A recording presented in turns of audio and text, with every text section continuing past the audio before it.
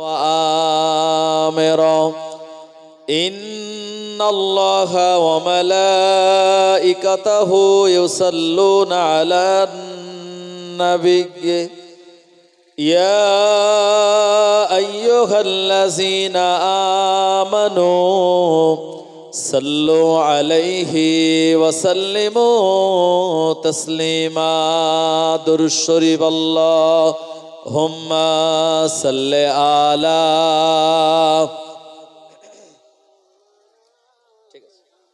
وعلى آل سيدنا আমি গোলাম তোমার হে পরওয়ার গোলাম করে রেখো আমারে করোনা কভু ভিখারি আমায়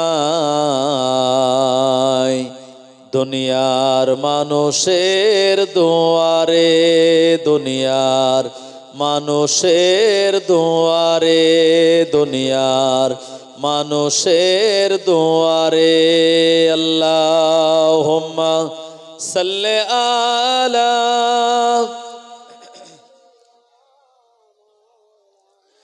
ওয়া আলা আলি সাইয়্যিদিনা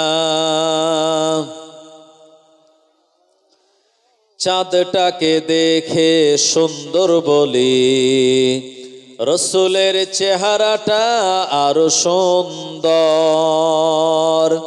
চাঁদটাকে দেখে সুন্দর বলি রসুলের চেহারাটা আরো সুন্দর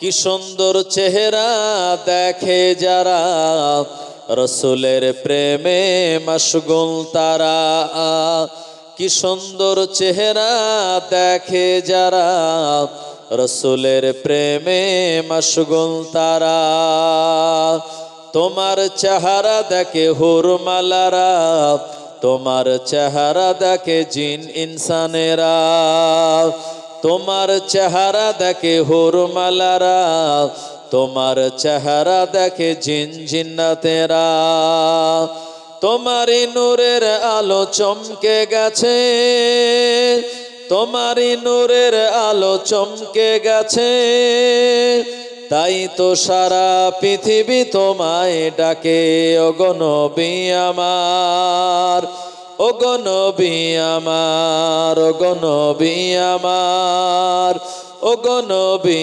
আমার আল্লাহুম্মা সাল্লি আলা জোরে জোরে পড়েন ওয়া আলা আলি সাইয়্যিদিনা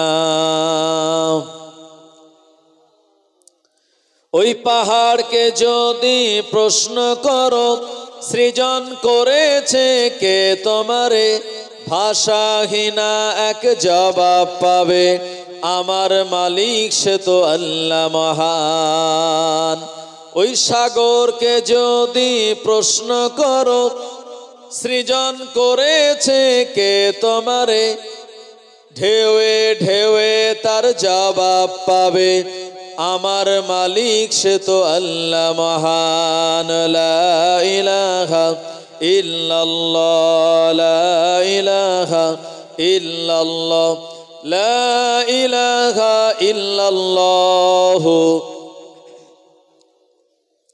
মুহাম্মাদুর রাসূলুল্লাহ মেহেরবান তুমি মেহেরবান মেহেরবান তুমি মেহেরবান আমি পাপী গুনাহগার তুমি ছাড়া কে আছে আর ক্ষমা করো ওগো প্রভু তওবা করি বারে বার লা ইলাহা ইল্লাল্লাহ লা ইলাহা ইল্লাল্লাহ লা ইলাহা ইল্লাল্লাহ মুহাম্মাদুর রাসূলুল্লাহ সাল্লাল্লাহু আলাইহি ওয়াসাল্লাম।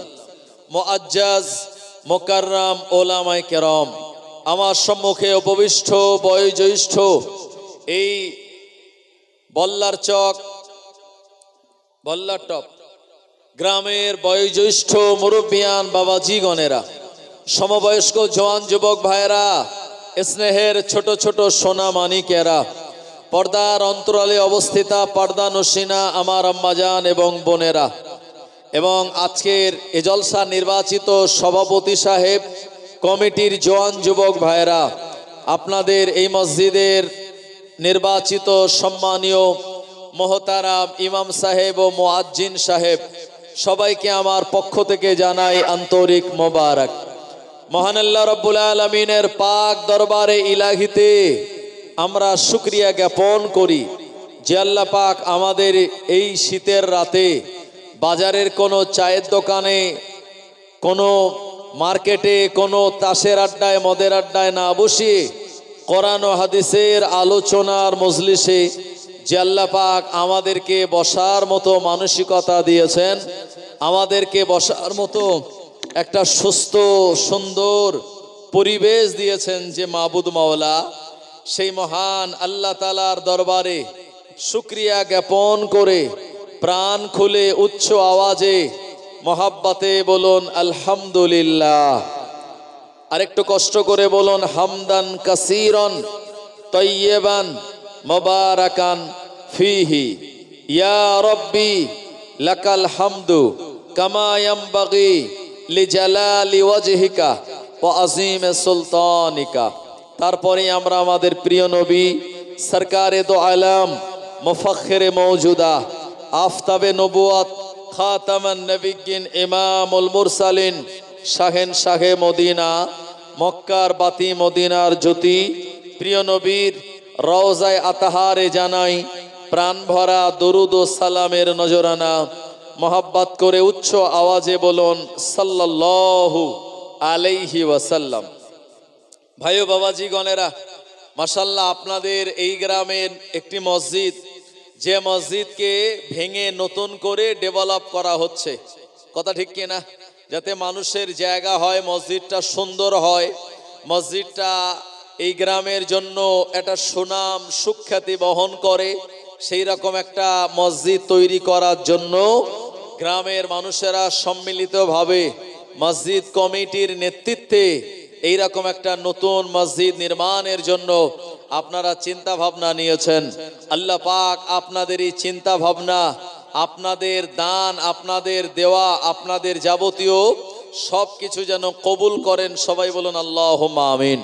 এবং সবটাই যেন মসজিদ কেন্দ্রিক হয়।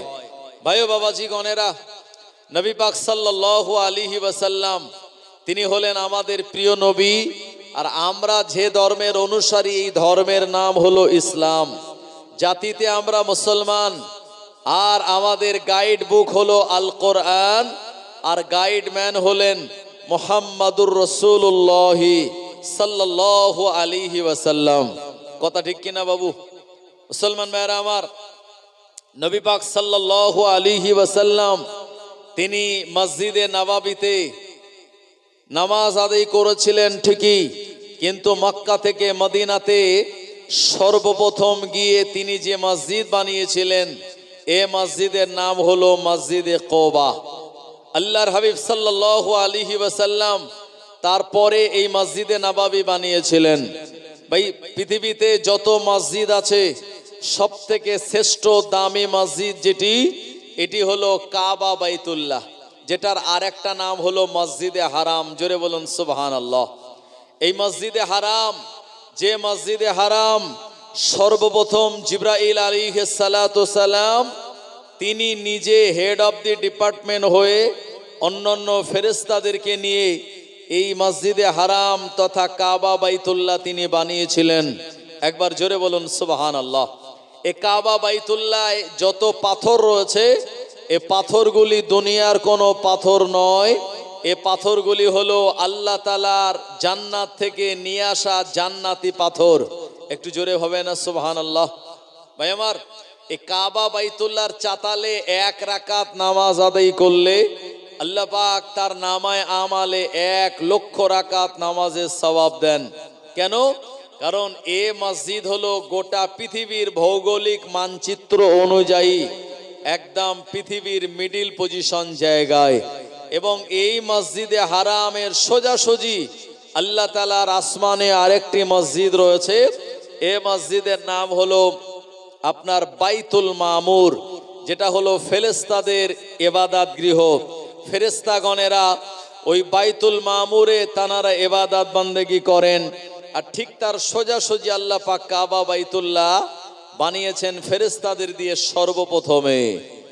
মুসলমান ভাইরা আমার, জওয়ানেরা, যুবকেরা, আল্লাহ রাব্বুল আলামিন এ দুনিয়ার জমিনে যখন কোন মাখলুকাত তৈরি করেন নাই, আল্লাহ পাক কোরআন মাজিদে শুনিয়েছেন, ইন্না রাব্বাকুমুল্লাহুল্লাযী খালাকাস সামাওয়াতি ওয়াল আরদা ফি সিত্তাতি আইয়াম সুম্মা ইসতাওয়া আলাল আরশ।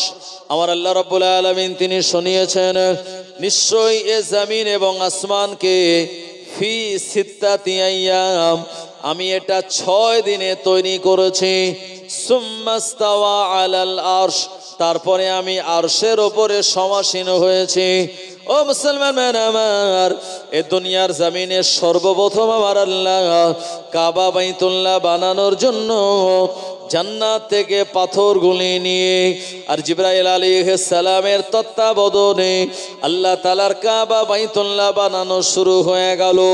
ফেরেশতাগণেরা আল্লাহ তাআলার নির্দেশিত জায়গায় এ মসজিদে হারাম কাবা বাইতুল্লাহ তানারা বানাতে বানাতে একটা সময় কাবা বাইতুল্লাহ যখন কমপ্লিট করে ফেললেন, আর জিবরাইল আলাইহিস সালাম আল্লাহ তাআলার দরবারে তিনি ফিরে চলে গেলেন।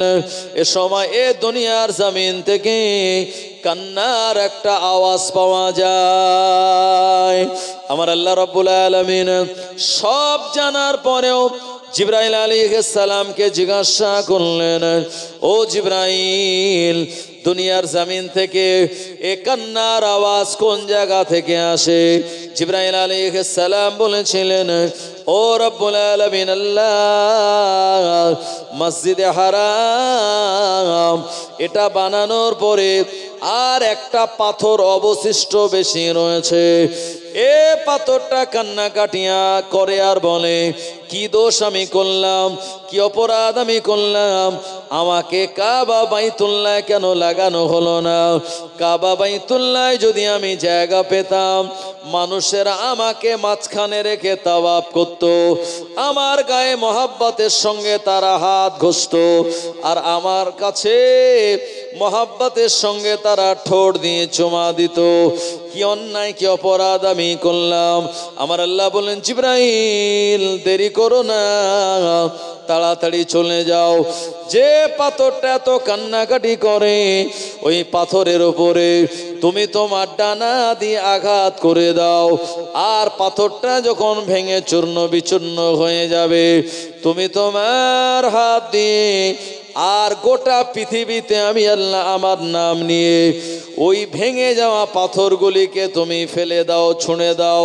জিবরাইল আলাইহিস সালাম চলে আসলেন, আর কাবা বাইতুল্লাহ বানাতে বানাতে যে পাথরটা বেশি ছিল, ওই পাথরে জিবরাইল আলাইহিস সালাম তিনি তানার ডানা দিয়ে আঘাত করলেন, পাথরটা ভেঙে চূর্ণ বিচূর্ণ হয়ে গেল। আমার আল্লাহ বলেন, জিবরাইল এবারে আমার নাম নিয়ে পাথরের গুঁড়োগুলি টুকরোগুলি ছুঁড়ে দাও। জিবরাইল আলাইহিস সালাম আল্লাহ তাআলার হুকুমে এ পাথরের টুকরোগুলি তিনি ছুঁড়ে দিলেন, আর আমার আল্লাহ কাবা বাইতুল্লাহ বেড়ে যাওয়া অবশিষ্ট ওই পাথরের টুকরোটা তামাম বিশ্বব্যাপী, তামাম দুনিয়াব্যাপী ছড়িয়ে দিয়েছিলেন। একবার মহাব্বত করে বলুন সুবহানাল্লাহ। ও জওয়ানেরা, যুবকেরা, যেখানে মসজিদ হয়ে গিয়েছে বা আগামীতে যে জায়গায় মসজিদ হবে ওই জায়গাতে কাবা বাইতুল্লাহর পাথরের টুকরোটা রয়েছে। এই জন্য মসজিদ হলো আল্লাহ তাআলার কাবা বাইতুল্লাহর শাখা। ও নবীর উম্মতেরা, আজকে যে জায়গায় আপনাদের গ্রামে মসজিদ নির্মাণ হচ্ছে, নতুন করে মডিফাই হচ্ছে, এ জায়গাতেও কাবা বাইতুল্লাহর পাথরের টুকরোটা এসে পড়েছিল। এই জায়গায় এ কারণে মসজিদ বানানো সম্ভব হয়েছে। ও মুসলমান ভাইরা আমার, এই জন্য মসজিদে আপনি যদি নামাজ আদায় করেন, বাড়িতে নামাজ আদায় করার থেকে আমার আল্লাহ আপনার নামায় আমালে 27 গুণ বেশি সওয়াব দান করে দেবে। এটা জোরে হবে না সুবহানাল্লাহ? ভাই ও বাবাজি গণেরা, সুতরাং এ কাবা বাইতুল্লাহর শাখা হলো আমাদের গোটা পৃথিবীতে যত মসজিদ আছে সব মসজিদ হলো কাবা বাইতুল্লাহর শাখা। আর মসজিদের কেবলা হলো কাবা বাইতুল্লাহ। আসলে কাবাকে কেবলা করে আমরা আল্লাহ পাককেই সেজদা দেই। কথা ঠিক কি না মুসলমান ভাইরা আমার? এই জন্য আপনারা মসজিদে আজকে দান করেছেন, এরপরে আগামীতেও করবেন। এই দান যে কত বড় নেয়ামত ফজিলাতপূর্ণ আল্লাহর হাবিব শুনিয়েছেন, মান বানা লিল্লাহি মসজিদান বানাল্লাহু বাইতান ফিল জান্নাহ। আল্লাহ নবী শুনিয়ে দিলেন, মান বানা লিল্লাহি মসজিদান বানাল্লাহু বাইতান ফিল জান্নাহ আও কামা ক্বালা আলাইহিস সালাম। আল্লাহ নবী শুনিয়ে দিলেন, দুনিয়া জমিনে কেউ যদি মসজিদ নির্মাণ করে, মসজিদ বানায়, আমার আল্লাহ ওই ব্যক্তির জন্য জান্নাতের ভিতরে সুন্দর একটি ঘর বানিয়ে দেন। জোরে হবে না সুবহানাল্লাহ? বলার লোকই তো নেই এখানে। কথা ঠিক কিনা? সংখ্যা খুব অল্প। কেন অল্প শুনলাম? আগে অনেক জলসায় আপনাদের এই মাহফিলে লোকজন ছিল, হঠাৎ করে কি এক ঝামেলা হলো, কোন এক পুরুষ মনে হয় কি মহিলা সেজে মেয়েদের ভিতরে ঘুরে বেড়াচ্ছিল। এই ঘটনাকে কেন্দ্র করে লোকজন হুড়হুড় করে উঠে চলে গিয়েছে। তারপরে তারা এখনো আসেনি, তবে কিছু মানুষ এসেছে। আমি আশা করছি এখন পুলিশ প্রশাসন এই ব্যাপারটা তো ট্যাকেল করছেন। সুতরাং আপনাদের হই হই করার প্রয়োজন নেই, আপনারা চলে আসুন এই মজলিসের ঐতিহ্য বজায় রাখার জন্য। একটু প্রাণ খুলে আল্লাহর নাম নিন, নারায়ে তাকবীর। ভাই একটু সবাই মিলে জোরে বলা যাবে না? একটু আওয়াজ দিলে, তাকবীরের আওয়াজ দিলে শয়তান পালিয়ে যাবে, আর আল্লাহর রহমত নাজিল হবে, আর আমাদের ইমানের পাওয়ারও বাড়বে। ভাই আমার দেখবেন এই মাঝে মাঝে যখন মাগরিবের আজান হয় তো কুকুর কাঁদে, এরকম আছে না নাই? কুকুর কাঁদে কেন? মাগরিবের আজানের সময় একই সময় উত্তর পাড়া, দক্ষিণ পাড়া, পূর্ব পাড়া, পশ্চিম পাড়া বা অন্য গ্রাম সব জায়গায় একই সঙ্গে মাগরিবের আজান শুরু হয়। এখন শয়তান যেখানে থাকে সে আজান সহ্য করতে পারে না, ও তখন পালানো শুরু করে, কিন্তু যেদিকে পালায় সেই দিকেই তো আজানের আওয়াজ। শয়তান এ সময় যদি কোনো কুকুরকে পায় তো কুকুরের মুখ দিয়ে তার ভিতরে প্রবেশ করে, আর ওই সময় কুকুর কাঁদে, আসলে কাঁদে কিন্তু শয়তান কুকুরের মুখ দিয়ে, তখন আমরা ওই কুকুরটাকে তাড়িয়ে দেই। সুতরাং এখানে যদি একটু আল্লাহর নাম নেন, শয়তান থাকতে পারবে না, পালিয়ে চলে যাবে। রাস্তাঘাটে আমার জওয়ান যুবক ভাইয়েরা যারা টহল দিচ্ছে তারাও ইনশাল্লাহ শয়তানের ধোঁকা থেকে নিজেদের বাঁচিয়ে এ মাহফিলে আসতে পারবে বলে আমি আশা রাখি। এই জন্য একটু প্রাণ খুলে আল্লাহর নাম নেন, নারায়ে তাকবীর, নারায়ে তাকবীর। ইসালে সওয়াব মসজিদের উন্নতি কল্পে ইসলামিক জলসা, হিজবুল্লাহ, আহলে সুন্নাত ওয়াল জামাত, সিলসিলায়ে হক মুজাদ্দিদে জামান, নারায়ে তাকবীর। মাশাআল্লাহ, একটু ব্যাটারিতে চার্জ হয়েছে, কথা ঠিক কিনা? যারা রাস্তাঘাটে ঘুরছে তারা আসবে ইনশাআল্লাহ। তবে তার আগে একটু নবীর শানে প্রাণ খুলে মোহাব্বতে দরুদ শরীফ। আল্লাহুম্মা সাল্লি আলা সাইয়্যিদিনা মাওলানা মুহাম্মদ ওয়া আলা আলিহি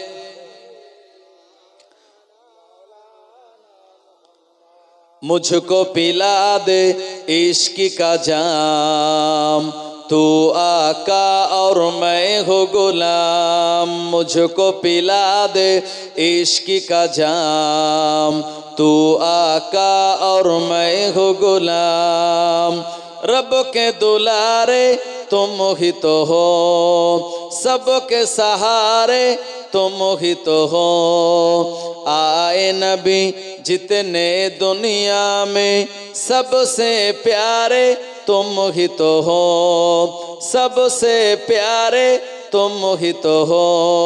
भेजे खुदा ने तुझको सलाम, तू आका और मैं हो गुलाम। मुझको पिला दे इश्क का जाम, तू आका और मैं हो गुलाम।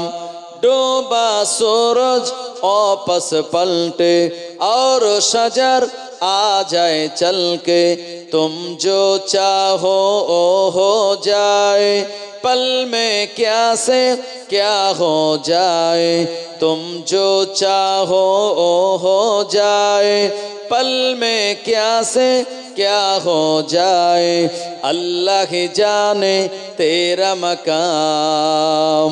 तू आका और मैं हो गुलाम, मुझको पिला दे इश्क का जाम, तू आका और मैं हो गुलाम। अल्लाहुम्मा सल्ले आला सय्यदिना मौलाना मुहम्मद व अला आले।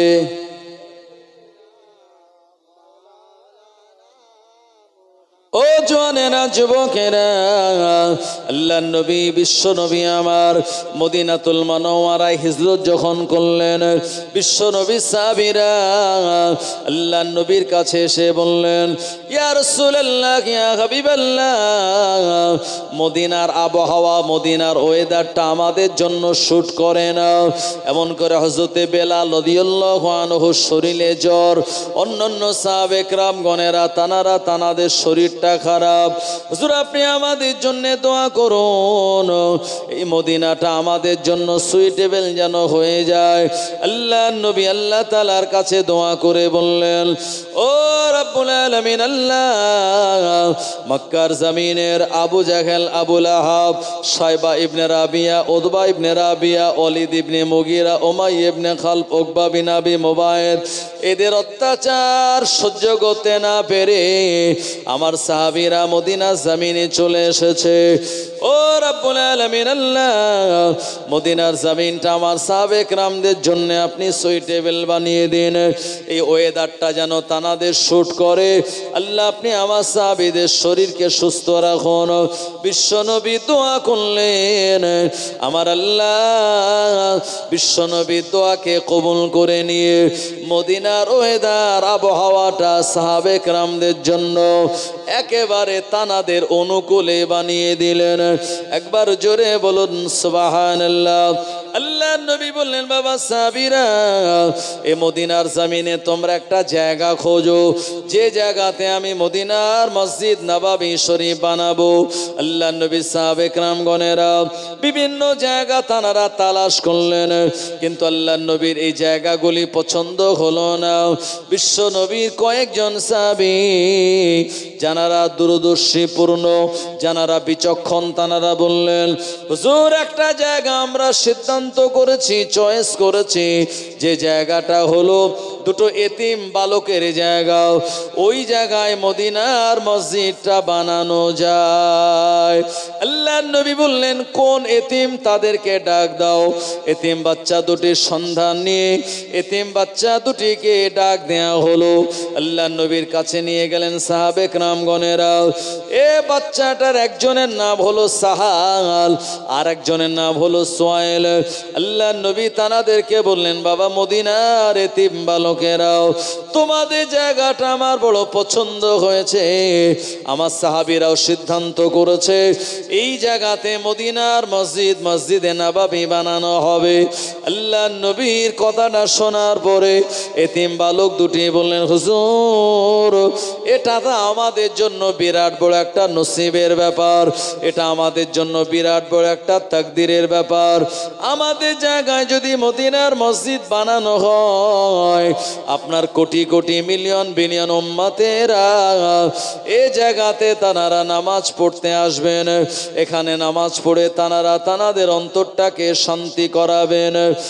আর এই জায়গাটা আমরা এমনি এমনি আপনাকে দান করে দেব। আল্লাহ নবী বললেন, বাবা এতিম, এই জায়গা দুটি, এই জায়গাটি আমি তোমাদের কাছ থেকে এমনি এমনি নেব না। কারণ মদিনা জামিনে অনেক মুনাফিক রয়েছে। এই মুনাফিকরা তারা বলা বলি করা শুরু করে দেবে, দেখো মুহাম্মদ ইবনে আব্দুল্লাহ মক্কা থেকে মদিনাতে এসে এতিম বালকের জায়গা সে নিজে আত্মসাৎ করে নিয়েছে। আমার এই ব্যাপারটা নিয়ে তারা মানুষের কাছে দুর্নাম বদনাম রটাবে। ও এতিম বালক দয়, এই জায়গাটার বিনিময়ে আমি তোমাকে টাকা দেব। যদি তোমাদের মনে হয় পরবর্তীতে এই টাকাটা মদিনার মসজিদ নির্মাণ করার জন্য তোমরা দিতে পারো, অসুবিধা নয়, কিন্তু এখন তোমাদের টাকাটা নিতে হবে। আল্লাহ নবী যুক্তি দিলেন। এতিম বালক দুটি বুঝে গেলেন। আল্লাহ নবী সাহাবে কেরামদের বলেন, বাবা সাহাবীরা,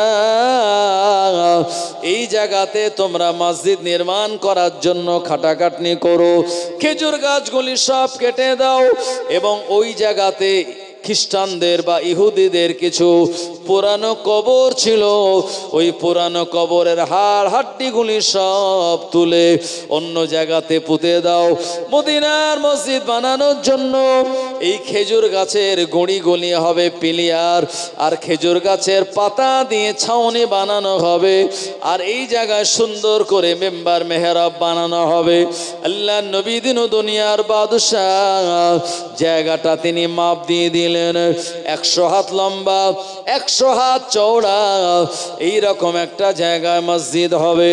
আল্লাহ নবী সাহাবীরা এখানকার খেজুর গাছগুলি কেটে ওটা দিয়ে পিলিয়ার বানালেন, আর ছাউনি দিলেন খেজুর গাছের পাতাগুলি দিয়ে।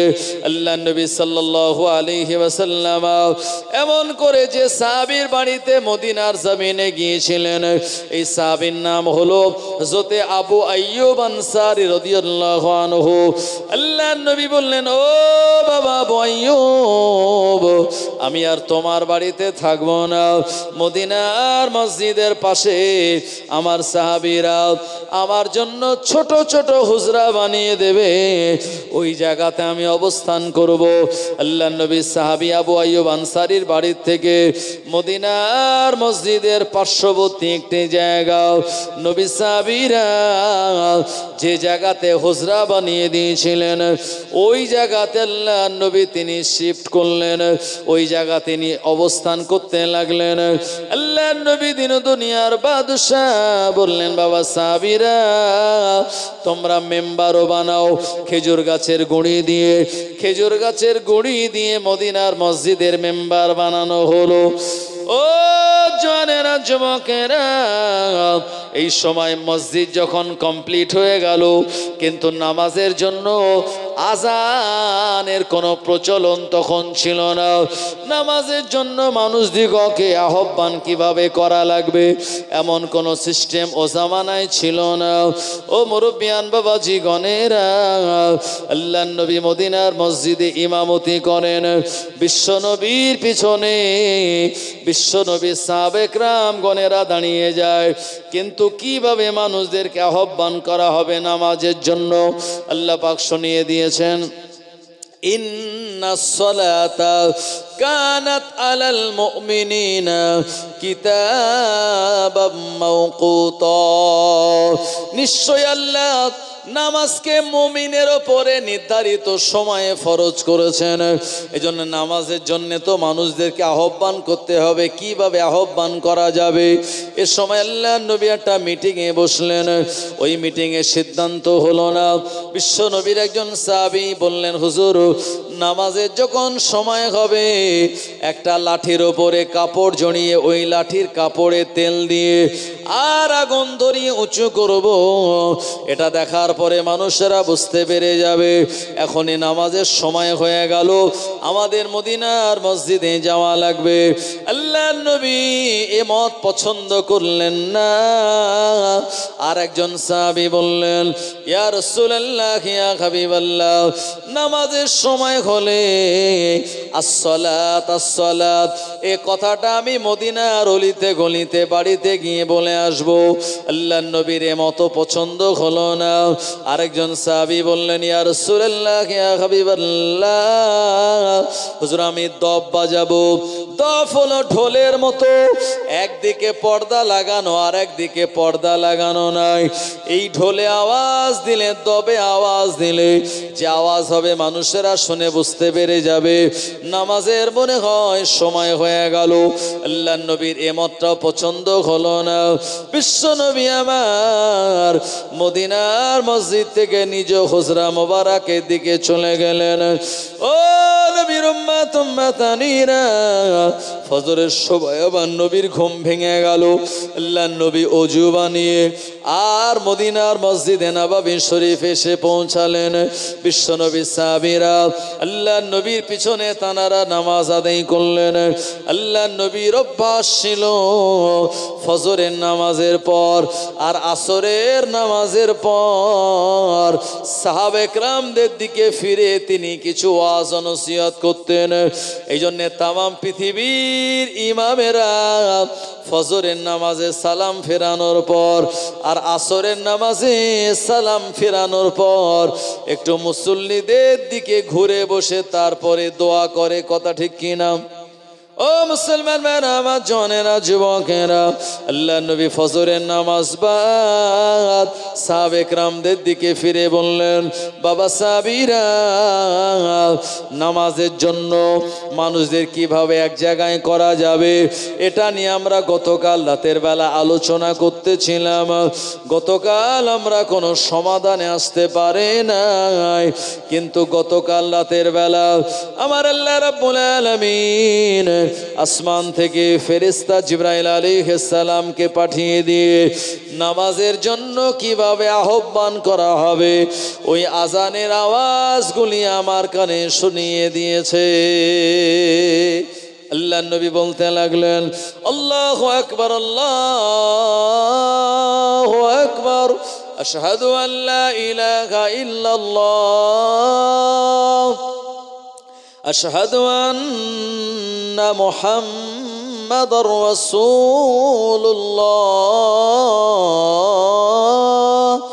হাইয়া আলাস সালাত, হাইয়া আলাল ফালাহ। এ কথাগুলি দুবার করে বলবে। আল্লাহ রাব্বুল আলামিন আমার এমন একজন সাহাবীকে এই আজানের দায়িত্ব দিতে বলেছেন যিনি আর অন্য কেউ নয়, জানার ঈমান আনাটা বড় কষ্টকর হয়েছিল এবং দুনিয়ার জমিনে যে মুয়াজ্জিন হবে আল্লাহ পাক কিয়ামতের মহাময়দানে তানার গর্দানটাকে অনেক লম্বা করে দেবেন এবং উজ্জ্বল জ্যোতির্ময় হয়ে যাবে। গোটা কিয়ামতবাসীরা তারা দেখে চিনতে পেরে যাবে এরা আর অন্য কেউ ছিল না, এরা ছিল দুনিয়ার জমিনের মুয়াজ্জিন। এটা জোরে হবে না? এই মুয়াজ্জিনের মর্যাদা কে দিয়েছে? আল্লাহ পাক দিয়েছে। আর আমরা অনেক সময় দেখা গেল মুয়াজ্জিনকে বলে, এ মুয়াজ্জিন সাহেব মসজিদে ধুলো ঝাড়ু দাও না, মসজিদে এই ঝুল হয়েছে ঝাড়ু দাও না কেন, মসজিদের এটা পরিষ্কার করো না কেন, এরকম কথা বলি কি বলি না? মনে হয় যেন এই মসজিদটা মুয়াজ্জিনের আব্বার। আসলে কি তাই? মসজিদ তো আল্লাহর ঘর, দায়িত্ব আমাদের সবার। জওয়ানেরা, যুবকেরা, তো আল্লাহর হাবিব সাল্লাল্লাহু আলাইহি ওয়াসাল্লাম তিনি বললেন যে এমন একজন ব্যক্তিকে আমি মুয়াজ্জিনের দায়িত্ব দেব যিনি আল্লাহর কাছে বড় প্রিয়।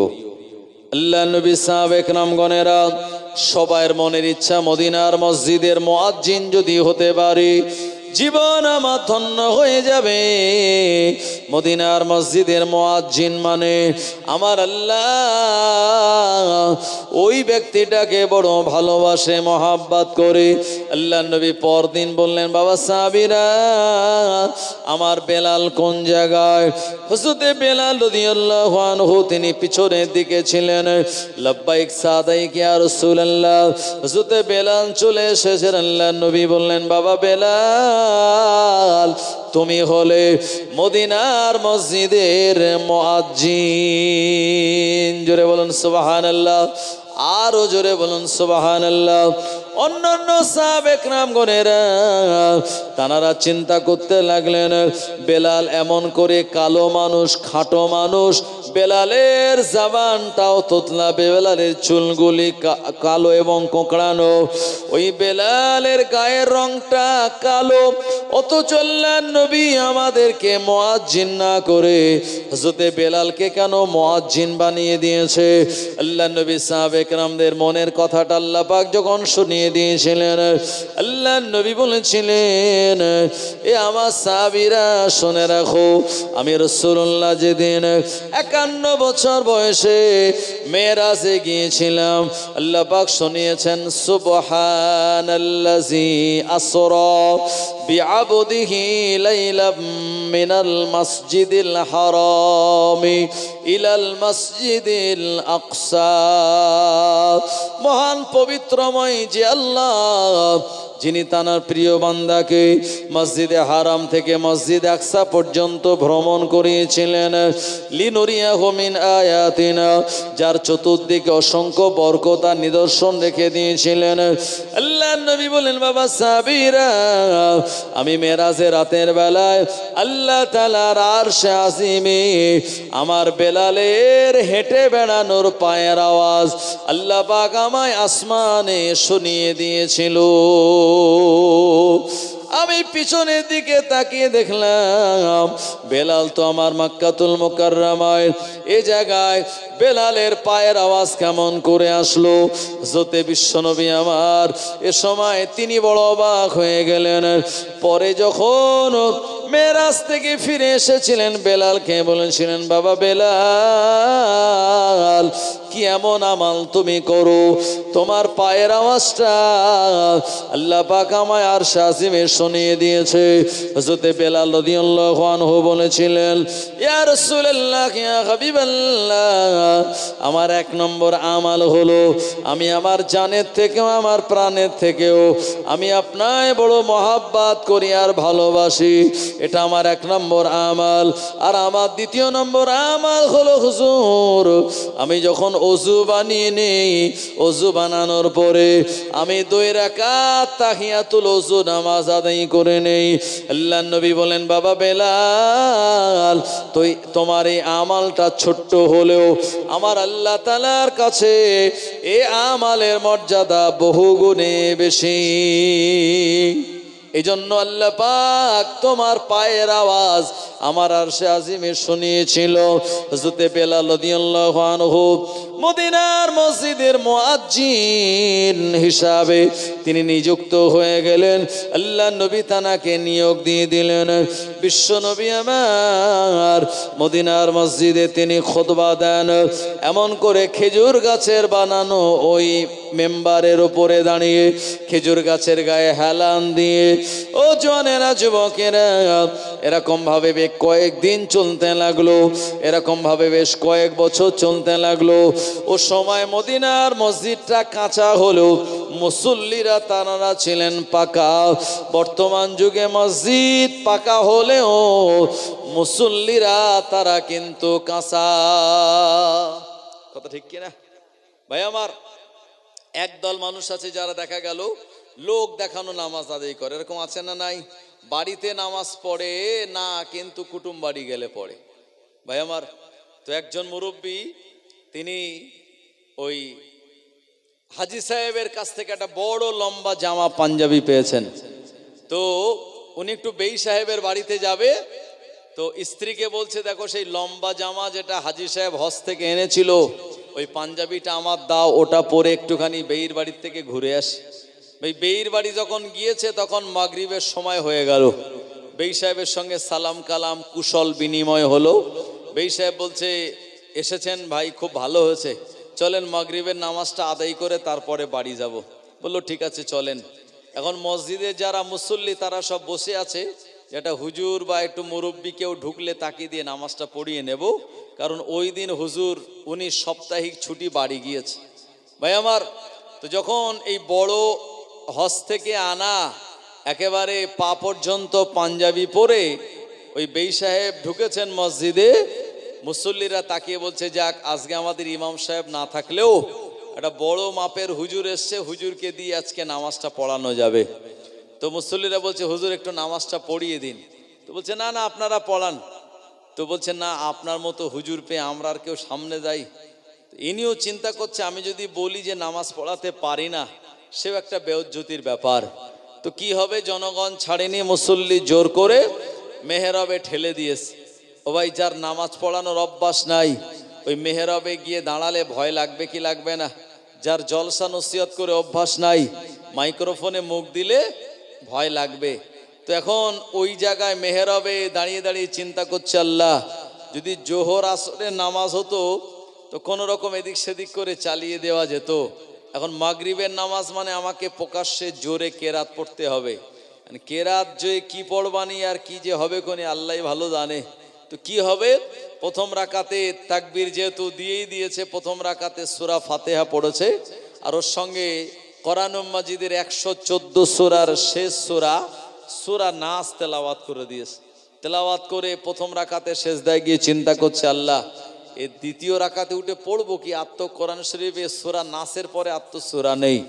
ভাই এখন তার তো মসলা জানা নেই যে এই তারতিব অনুযায়ী পড়তে হয়, বা এরকম পড়া হলে আবার ঘুরিয়ে সূরা ফাতিহা থেকে আবার ওই আলিফ লাম মিম যালিকাল কিতাবুল লা রাইবা ফি, ওখান থেকে 3টা আয়াত কমসে কম পড়া যাবে। এ মসলা তার জানা নেই। তো কি করবে সে, মোটামুটি ওই সেজদায় সবাইকে রেখে ওখান থেকে পালিয়ে চলে গেছে। এখন মসজিদে আমাদের সঙ্গে বাচ্চারা যায়, বাচ্চাদের একটু ধৈর্য কম, বড়রা সেজদায় যাওয়ার আগে বাচ্চারা আগে চলে যায়, বড়রা ওঠার আগে বাচ্চারা আগে উঠে পড়ে। তো অনেকক্ষণ যখন সেজদা থেকে হুজুর মাথা তোলে না, একটা বাচ্চা ছেলে উঠে দেখে মেহরাবের জায়গা পুরো ফাঁকা। তো বলছে, আব্বা হুজুর তো নেই। এখন সবাই উঠে গিয়ে দেখছে, হ্যাঁ সত্যি তো ইমাম সাহেব নেই, যার পিছনে ইক্তেদা করলাম তো হুজুরই নেই। এরপরে সবাই মিলে বেইটাকে ধরে বলছে, বেই আপনার সে বেই মশাই কোথায় গেল? ভাই আপনার সে বেই কোথায় গেল? তো বেইও ভাবছে, আমিও তার চিন্তা করছি, নতুন বেই মশাই আসলো, নামাজ কালাম পড়ে আমার বাড়ি যাবে, একটু নাস্তা পানি করাবো, বেই যে কোথায় গেল আমিও তো খুঁজে পাই না। বেই একদম সোজা বাড়ি গিয়ে বিবিটার বলছে, দেখো এই বড় জামা ভাঁজ করে আলমারিতে তুলে রাখো, আমার মরার আগে আর বের করবে না। বলছে কেন? বললো, এ জামা পরলে যে এত জ্বালা আমার আগে জানা ছিল না। কি বুঝলেন? তো আল্লাহ পাক শুনিয়েছেন, ফাওয়াইলুল লিল মুসাল্লিন, ফাওয়াইলুল লিল মুসাল্লিন আল্লাযীনা হুম আন সালাতিহিম সাহুন আল্লাযীনা হুম ইউরাউনা ওয়া ইয়ামনাউনাল মাউন।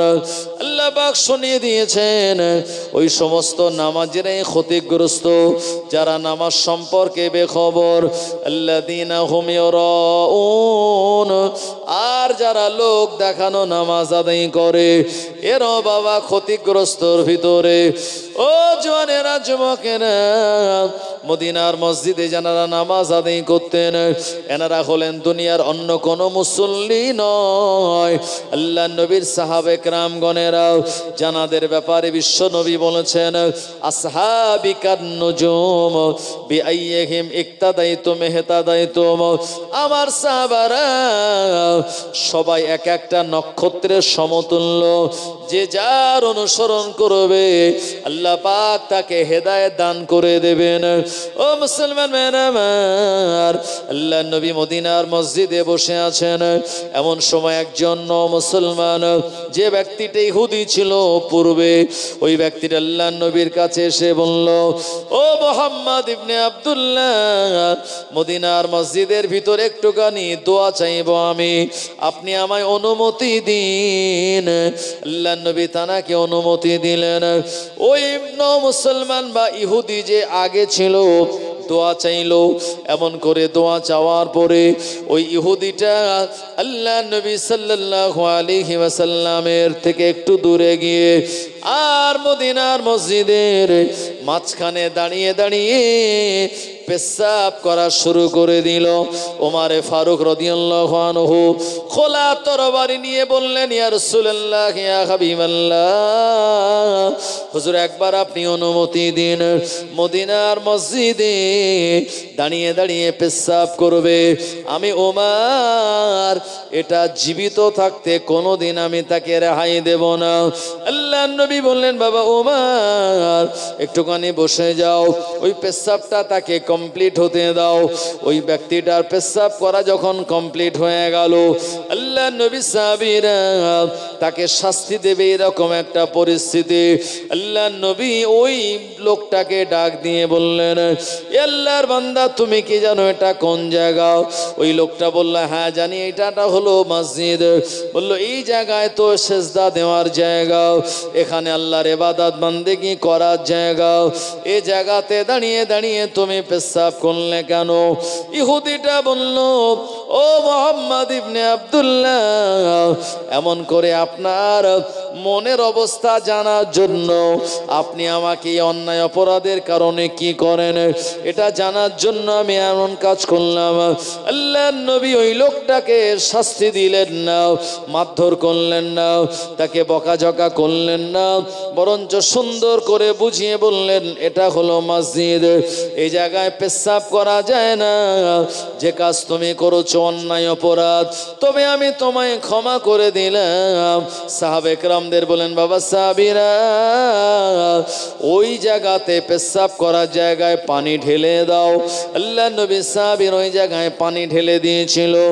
ইহুদিটা পরবর্তী বাড়ি গিয়ে মনে মনে চিন্তা করে, মুহাম্মদ ইবনে আব্দুল্লাহ যদি প্রকৃত দুনিয়ার বাদশা হতো আমায় রেহাই দিত না, কিন্তু এত বড় কাজ করার পরেও যিনি আমার সুন্দর করে বুঝিয়ে আমায় মাফ করে দেয়, ইনি দুনিয়ার কোনো সাধারণ মানুষ আর হতে পারে না। ওই ব্যক্তিটা পরবর্তীতে আল্লাহর নবীর হাতে হাত দিয়ে ইমানের কালমা পড়ে মুসলমান হয়ে গিয়েছিল। আর একটু জোরে হবে না? মুসলমান ভাইরা আমার, এই মসজিদে নববী যখন আস্তে আস্তে একটা ব্যাপক হারে জনসংখ্যা সাহাবে কেরামদের ঢল যখন বাড়তে লাগলো, ওই মসজিদের ভিতরে আর জায়গা হয় না, তখন মসজিদটাকে বাড়াতে হবে। এই মসজিদের বৃদ্ধি করতে গেলে, মসজিদ বাড়াতে গেলে মেম্বারটাকেও সরাতে হবে।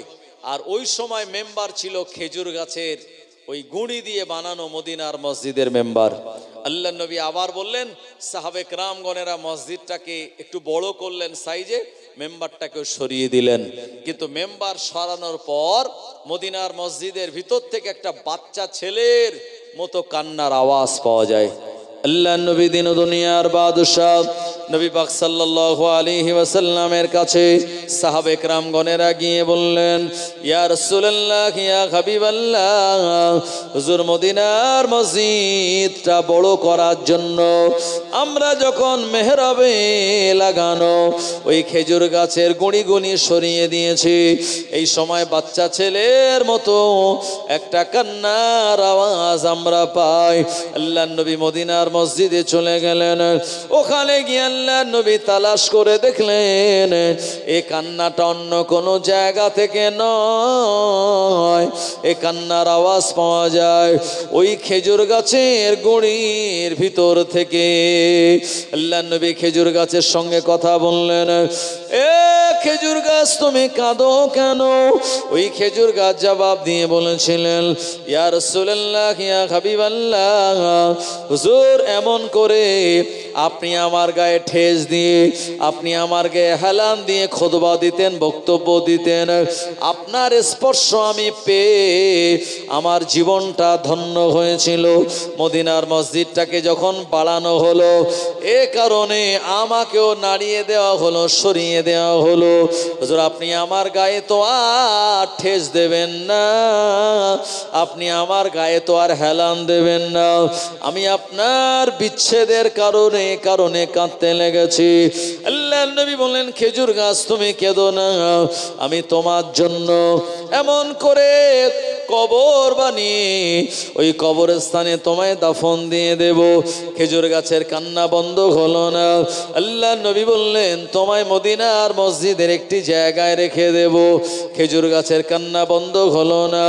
আল্লাহর নবী বললেন, খেজুর গাছ তুমি যদি চাও আমি তোমাকে মানুষের মতো দাফন দিয়ে কবরস্থ করে দেব। আল্লাহ তাআলার কাছে দোয়া করব, যে জান্নাতে আমি রাসূলুল্লাহ অবস্থান করব, ওই জান্নাতে তুমি সেদিন থাকবে। আর জান্নাতে ওই জায়গায় বিরাট বড় গাছ হয়ে তুমি সমস্ত জান্নাতীদের ছায়া করবে, খেজুরটা তুমি দেবে। ও খেজুর গাছ, এতে কি তোমার রাজি আছে? তুমি কি মতামত দিয়েছো? তোমার কি মতামত হয়? খেজুর গাছ বলেছিল, ইয়া রাসূলুল্লাহ, ইয়া হাবিবাল্লাহ, হুজুর আপনার সঙ্গে যদি আমি জান্নাতে অবস্থান করতে পারি, এটা আমার জন্য বিরাট বড় একটা নসিব। খেজুর গাছ কান্না বন্ধ করলো। আল্লাহর নবী উস্তনে হান্নানা এই খেজুর গাছটাকে নিয়ে মদিনার জমিনে তাকে দাফন করে দিয়েছিল। ও জওয়ানের জন্য আমার আল্লাহ শুনিয়েছেন, ইয়া ইবাদিয়াল্লাযীনা আমানু ইন্না আরদি ওয়াসিয়াতুন ফাইয়ায়া ফা'বুদুন কুল্লু নাফসিন যায়িকাতুল মাউত সুম্মা ইলাইনা তুরজাউন। আল্লাহ পাক শুনিয়েছেন, এ আমারই বান্দা বান্দিরা, আমি আল্লাহ এমন করে গোটা পৃথিবীটাকে প্রশস্তময় বানিয়েছি। ফাইয়া ফাবুদুন, সুতরাং তোমরা আমার ইবাদত বান্দেগি করো। কুল্লু নাফসিন যায়িকাতুল মাউত, প্রতিটা ব্যক্তিকে মৃত্যুর স্বাদ গ্রহণ করতে হবে। সুম্মা ইলাইনা তুরজাউন, এবং আমি আল্লাহ আমার কাছে তোমাদের প্রত্যাবর্তন করা লাগবে। ও মুসলমান ভাইরা, আমার জওয়ানেরা, যুবকেরা, এই মদিনার মসজিদ বানানোর পর আল্লাহ নবী মদিনার মসজিদ থেকে তিনি রাষ্ট্র ব্যবস্থা পরিচালনা করতেন। আল্লাহ নবী বলেছিলেন, আমার পর খোলাফায়ে রাশিদিনের জামানা চলবে 30 বছর। আবু বকর এমন করে সানাতাইন, আর উমার তিনি খেলাফত চালাবেন এমন করে 10 সানাতান, আর আমার উসমান 12 ওয়ালিও সিত্তাতুন, আমার আলী চালাবে 6 বছর। 2, 10, 12, 6 টোটাল 30 বছরের খোলাফায়ে রাশিদিনের জামানা। জওয়ান যুবকেরা, মুরব্বিয়ানেরা, বিশ্ব নবী আমার মদিনার মসজিদ থেকে এমন করে সাহাবে কেরামদের তিনি বানিয়েছিলেন। বিশ্ব নবী সাহাবে কেরামদেরকে এমন তালিম দিয়েছিলেন, এক এক করে জান্নাতের সার্টিফিকেট এ দুনিয়ার জমিন থেকে আমার আল্লাহ তাআলাদের নসিব করে দিয়েছিলেন। একবার প্রাণ খুলে বলুন সুবহানাল্লাহ। ও জওয়ানেরা, যুবকেরা, এই জন্য মসজিদ নির্মাণের জন্য আপনারা দান খায়রাত করলেন। এ দান খায়রাত একটা বিরাট বড় ফজিলত। এই মসজিদের জন্য আপনি যত বেশি দান করবেন, এটা সাদকায়ে জারিয়া দান হবে কিয়ামতের মহাময়দানে। এই দানটাকে আমার আল্লাহ কবুল করে নিয়ে আর আমাদের নামায় আমলে নেকিতে পরিপূর্ণ করে দেবেন। ও জওয়ানেরা, যুবকেরা, এই সাদগায়ে জারিয়াত দান এটা জীবনে কোনোদিন শেষ হবে না। আপনি আমি দুনিয়া জমিন থেকে বিদায় নেব, আল্লাহর ঘর মসজিদটাকে আমার আল্লাহ চাইলে কিয়ামত পর্যন্ত এটা জারি রেখে দেবে।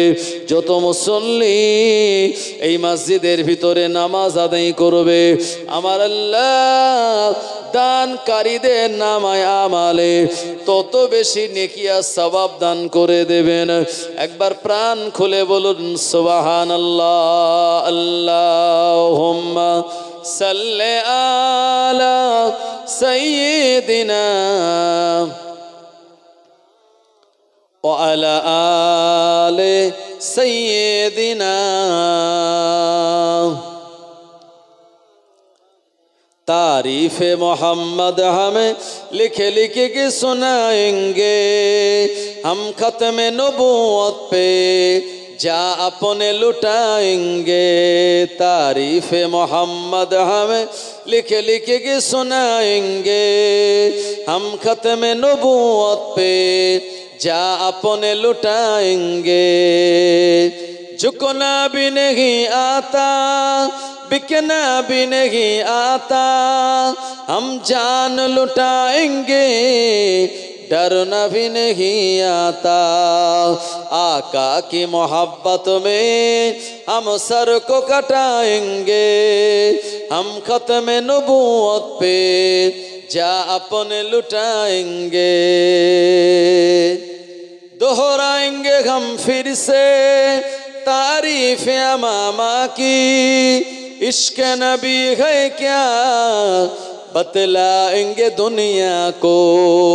जज्बाए ईमानी हम दुनिया को दिखाएंगे, हम खत्म नबूवत पे जा अपने लुटाएंगे। तारीफ मोहम्मद हमें लिखे लिखे के सुनाएंगे, हम खत्म नबूवत पे जा अपने लुटाएंगे।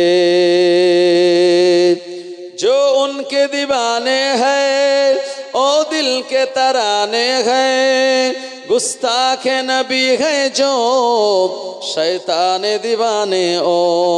गुस्ताख मोहम्मद का हम नाम भी मिटाएंगे, हम खत्म नबूवत पे जा अपने लुटाएंगे।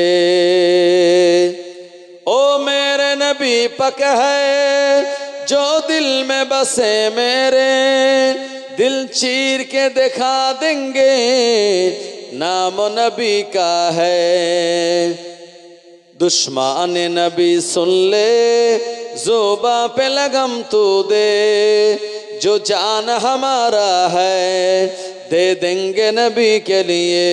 तारीफ मोहम्मद हमें लिख लिख के सुनाएंगे, हम खत्म नबूवत पे जा अपने लुटाएंगे।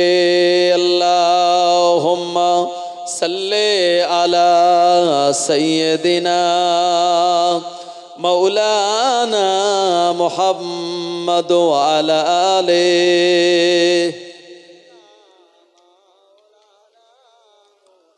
जवान যুবকেরা মুরব্বিয়ানেরা ও নবীর উম্মতেরা, আল্লাহ নবী মদিনার মসজিদ তিনি এভাবে সাহাবে কেরামদের নিয়ে বানিয়েছিলেন।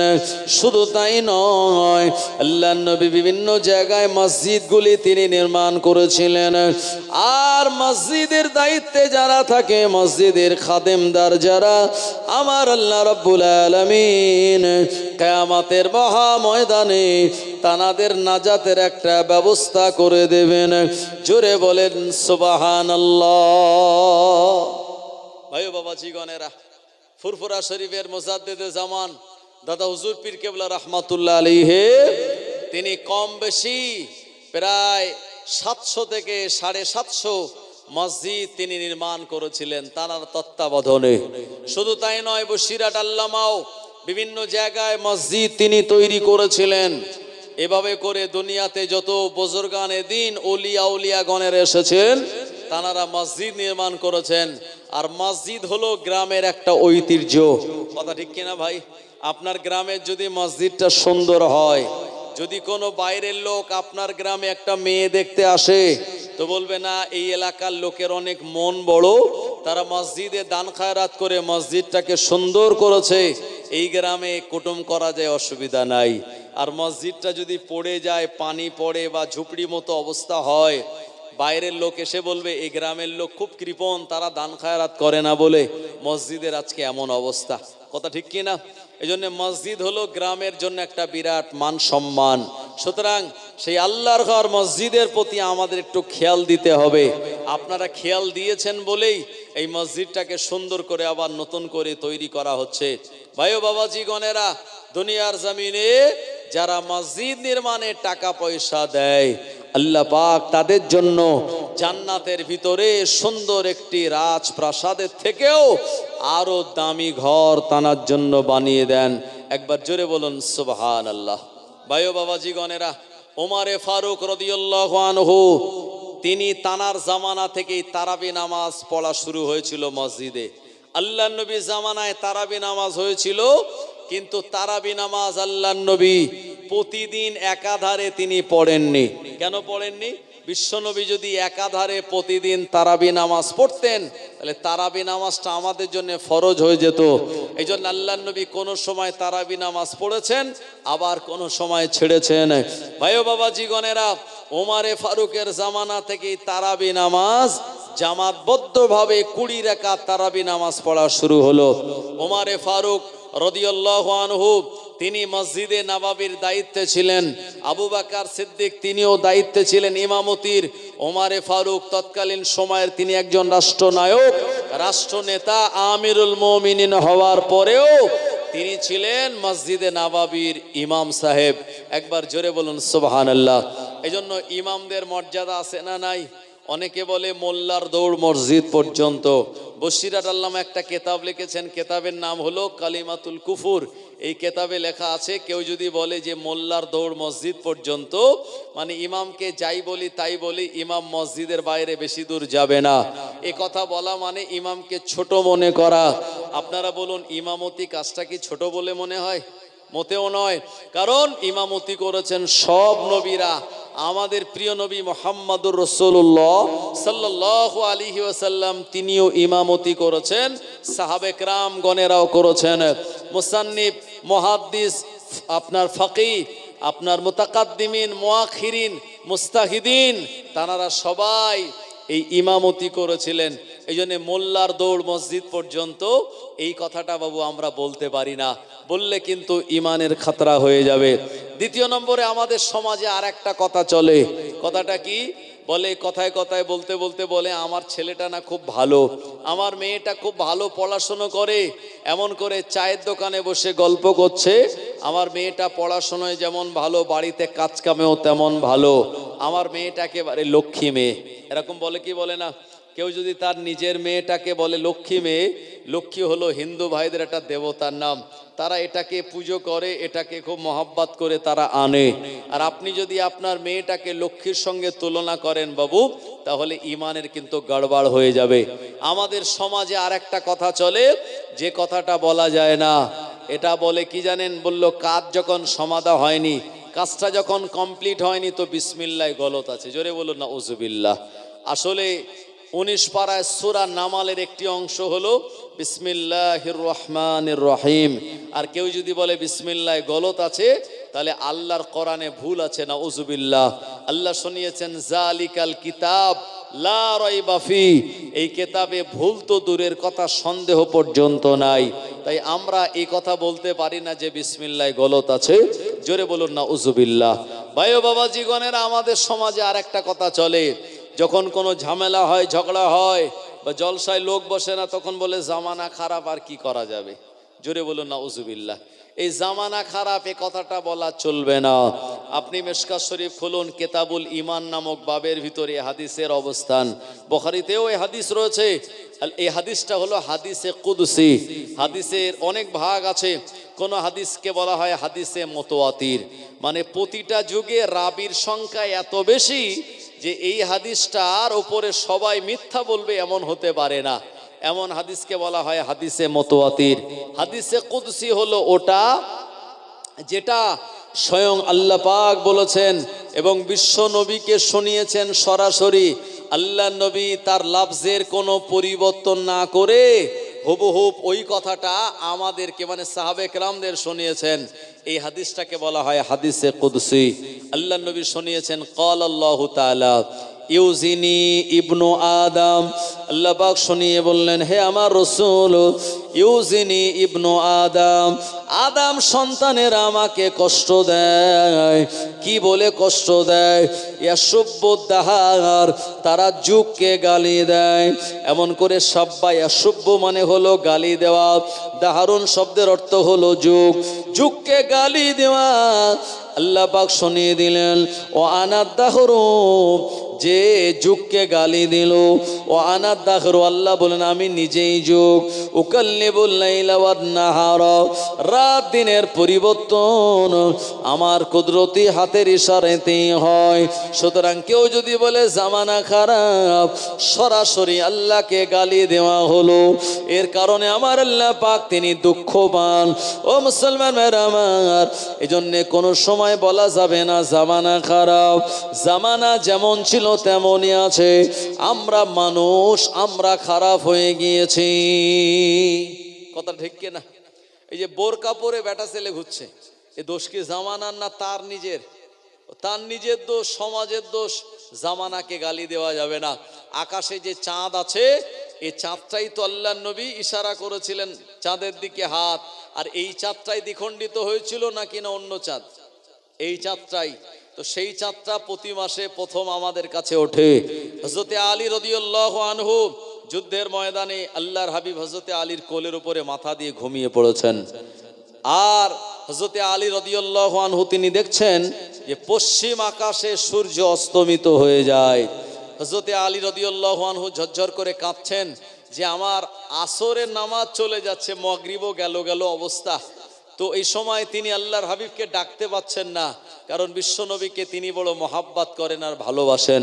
আল্লাহ পাক শুনিয়েছেন ইয়া আইয়ুহাল্লাযীনা আমানু লা তারফাউ আসওয়াতাকুম ফাওকা সাওতিন নবী, এমন করে হে বিশ্বের ঈমানদারেরা, এমন করে তোমরা তোমাদের গলার আওয়াজ আল্লাহ নবীর গলার আওয়াজের থেকে উঁচু করো না। যেমন ভাবে তোমরা একে অপরে কথাবার্তা বলো, যদি তোমাদের কথাবার্তার আওয়াজ আমার নবীর গলার আওয়াজের থেকে উঁচু হয়ে যায়, আনতাহাবাতা আমালুকুম, তাহলে তোমাদের আমালগুলি বরবাদ হয়ে যাবে। ও আনতুম লা তাশউরুন, আর কিভাবে বরবাদ হবে এ ব্যাপারে তোমরা কিছুই বুঝতে পারবে না। জওয়ানেরা, যুবকেরা, হযরতে আলী রাদিয়াল্লাহু আনহু যখন কাঁদতেছিলেন, তানার চোখে দুপোটা পানি আল্লাহ নবীর চেহারা মোবারকে পড়ে গেল। বিশ্ব নবীর ঘুম ভেঙে গেল। আলী তুমি কাঁদো কেন? ইয়া রাসূলুল্লাহ, ইয়া হাবিবাল্লাহ, আসরের নামাজ চলে গেল আর মাগরিবের সময় যায় অবস্থা পশ্চিম আকাশে সূর্যটা অস্তমিত হয়ে যায়।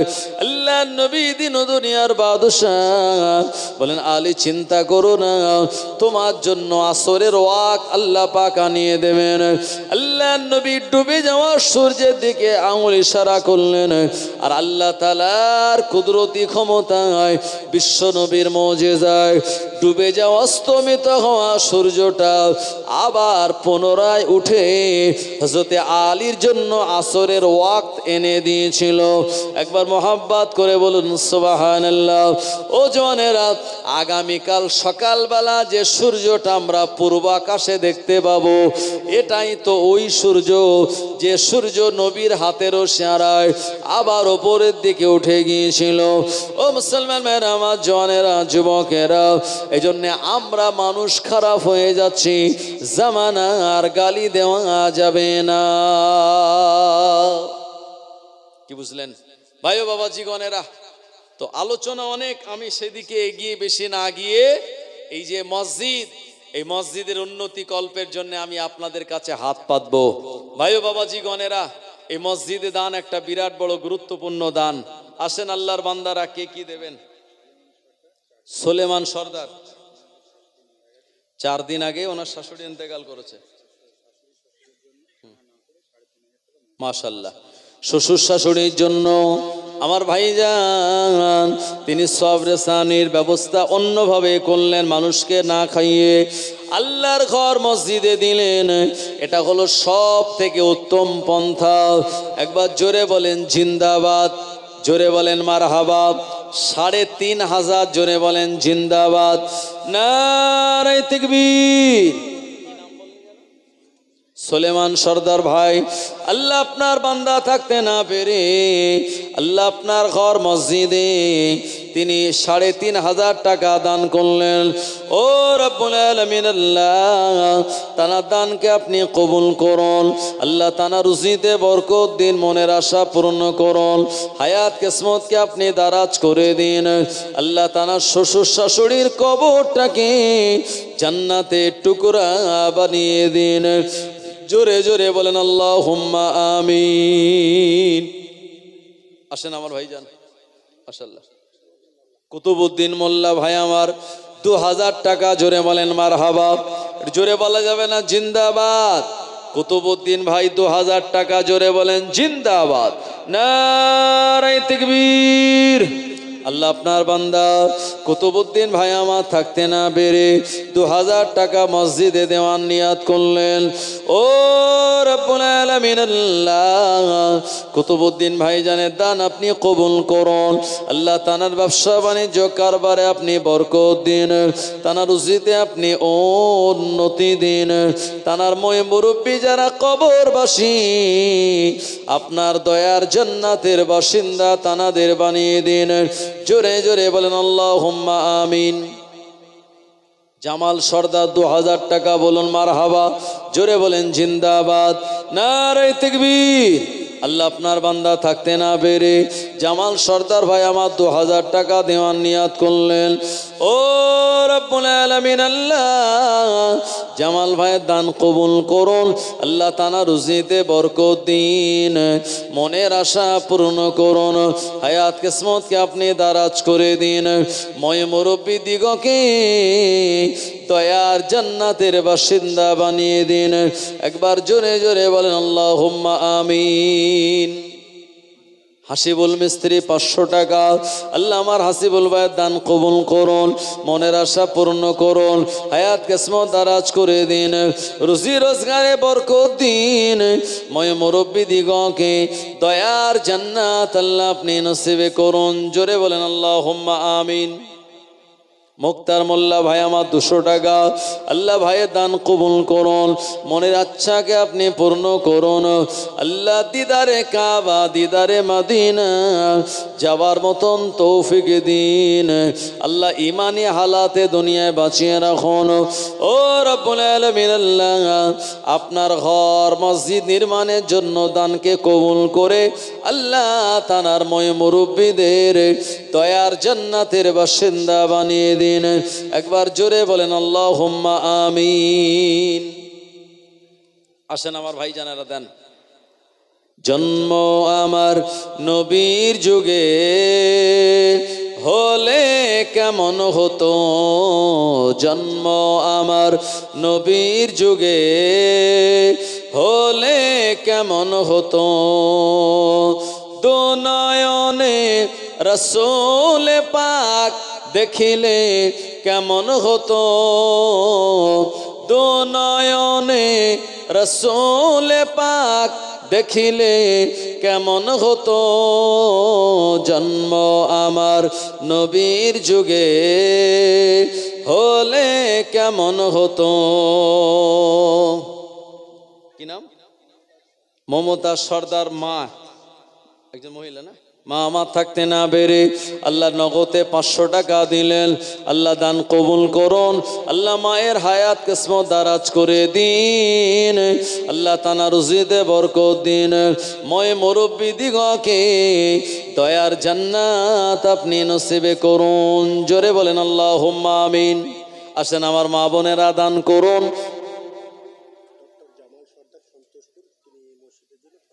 মাশাআল্লাহ। ডাক্তার জামাল সর্দার, সন্তোষপুর, কলকাতা। আচ্ছা, উনি ডাক্তার সাহেব নগদে ৫০০০ টাকা দিয়েছেন। জোরে বলেন মারহাবা, জোরে বলেন মারহাবা। না